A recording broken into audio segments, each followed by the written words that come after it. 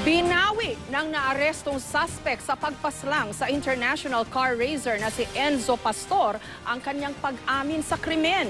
Ayon kay PO2 Edgar Angel, script daw yon ng mga pulis at tinakot lang siya para pumirma sa counter affidavit. Nakatutok si Lia Manialac del Castillo. Sa isinumiting counter affidavit sa Department of Justice o DOJ ni PO2 Edgar Angel, binawi niya ang kanyang pahayag na inutusan siya ng di umano'y mastermind na si Sandy de Guzman para patayin si international car racing champion Enzo Pastor. Sabi ni Angel, script lang daw ng mga pulis ang lahat ng kwento ng nangyari bago napatay si Pastor at pilit lang daw siyang pinaamin ng mga ito.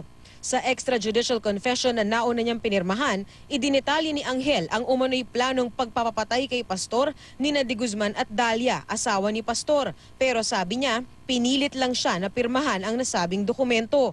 Gusto raw ng mga pulis na baluktutin ang kwento, lalo't nabanggit ni Pangulong Noynoy Aquino sa nakaraang sona nito ang kaso ng pagpatay kay Pastor. Na-pressure raw ang Quezon City Police District na marasulba ang kaso sa takot na mawalan sila ng posisyon.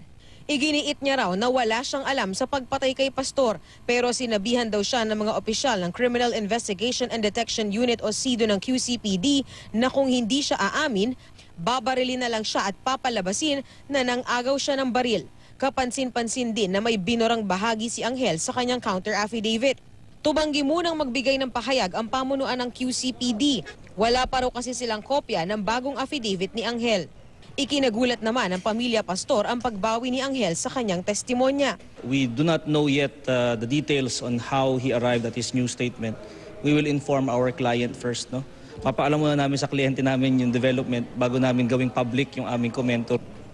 Kanina, nakipagkita ang mga magulang ni Pastor kay De Lima. Sabi ni De Lima, nasa bansa pa rin daw si Dalia. Mahihirapan din daw itong makalabas ng bansa sakaling balakin man itong dumaan sa backdoor. You will have to elude and evade, let's say, the Coast Guard and other mga maritime patrol or kailangan pa sigurong gumawa ng disguise para hindi siya talaga makita.